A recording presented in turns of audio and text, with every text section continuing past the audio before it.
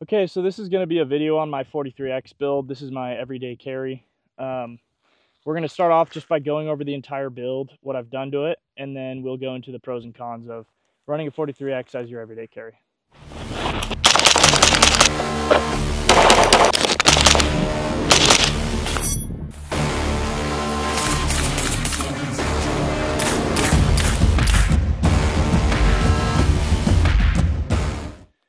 Okay, so first thing we're going to do is go over the build, what I've done to it, so you get a baseline. To start off, this was a 43X MOS.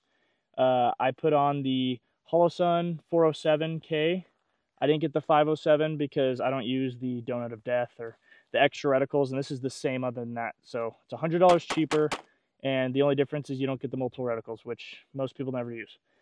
From there, I have just stock irons or plastics on the Glock because they've never shown me to be irreliable. I know a lot of people say they are. Whatever, when they break, I'll get different ones. And then I did the Streamlight TLR7.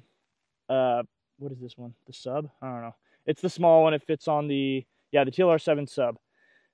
It's the only real option for the Glock 43X, so I just have it. It's all right. I have stock trigger. I actually really like the Glock 43X stock trigger. It's crisp. I think it's better than the full-size ones. And then I have the Talon Grip rubberized grip, which is super slippery. So I put on tape on top of that just for extra moisture wicking. And it's been great. It also makes the grip a little bit thicker, which I like. That's all I've done to this thing. Honestly, this has given me the most problems out of all my guns. With stock magazines, when I first got it, it was jamming every third magazine, I'd say. So that was an instant red flag. I don't know if it's because this is a USA version, whatever, but that wasn't very cool. So, and the stock magazine amount sucks, or the capacity. So I went with the Palmetto 15 round 43X mags. It's for the mini dagger. It took me 6 months waiting for this to finally get it. So the Palmetto State mags, the 15 round ones, I've had 0 jams with them so far. I've shot probably 500 rounds through them, so don't take my word for whatever. Take it with a grain of salt. But I like these because they have the polymer overlay, so you don't have to change the mag catch like you do on the Shield Arms ones. So that was a huge thing for me. The rest of it is steel, so you get the 15 rounds. The only thing that concerns me is the base plate is beginning to bow on the bottom when it's fully loaded. So we'll see in time if that ends up being an issue. But other than that, the 43X has been good, but I don't like that it jams so much. The stock mag capacity is terrible.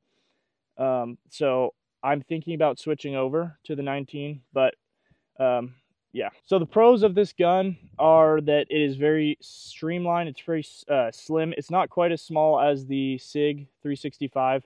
So if you're looking for the smallest gun, I wouldn't go with the 43X.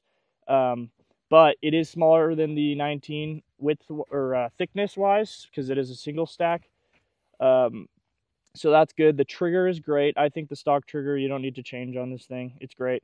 And then it does have a lot of aftermarket ability, so that's a good thing about it. I do like that because with the 15 round mags, you get the same capacity as a Glock 19, but you get a much smaller gun. So that's very nice.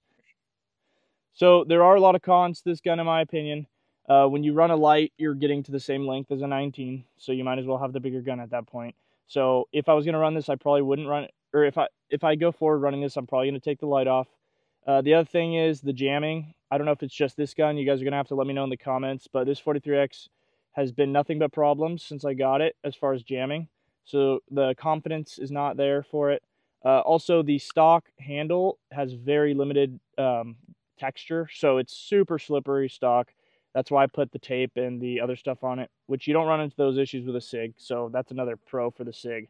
And then the other con is just the mag capacity. If you don't get the 15 round mags, either the Shield or the Palmetto, you're looking at 10 rounds, which isn't the end of the world, but you get a SIG or another one of the compact guns, and you're going to have more mag capacity right out the gate with the stock magazines. So yeah, there are some pros to this. I would definitely think hard before I get one of these. If you can run, here's a 19 for comparison. If you can run a 19 without comfortability issues, I would go with that. Just because it's going to be way more reliable. You can fit the double stack Glock magazines in it, which is a huge pro.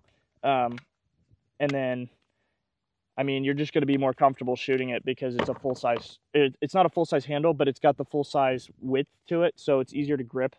And then it also has better grip from the factory on the mag or on the handle, so you don't have to do all the aftermarket stuff. Yeah, so those are my thoughts on the 43X. I'm going to keep this video shorter just because there's not a whole lot to go over with this until I figure those issues out. But yeah, I'll do a video in the future of why I'm switching over to the 19 with irons rather than the 43X with a red dot.